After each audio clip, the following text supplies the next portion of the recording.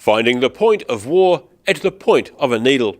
More than 40 tapestry panels of people and scenes from World War I are currently hanging in Dunedin's Toitu Settlers Museum. And the acting visitor experience manager says the panels tie Otago to a hospital at Walton-on-Thames where many ANZACs were treated. Well, yes, I mean obviously there were quite a few of the soldiers who were treated at the hospital were Dunedin and Otago soldiers.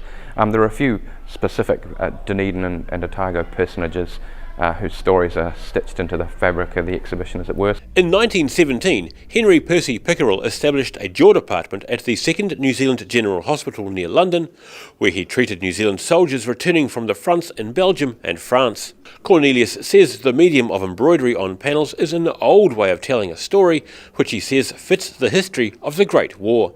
This is a very sort of traditional, historic medium for telling stories, you know, that pictographic form and using stitch as a medium to convey historic stories as like a documentary artefact. So in some ways there's a really strong link to that tradition. The Soldiers' Hospital was also known as the Mount Felix Hospital. The tapestries are a community stitch project created by more than 600 people in both England and New Zealand over the last few years. There's been a huge amount of interest locally here for stitch and embroidery projects and displays and exhibitions. So the time I worked at the museum, they've always been very, very popular. So we certainly anticipate people who are interested in this sort of thing will be really keen to come along and have a look.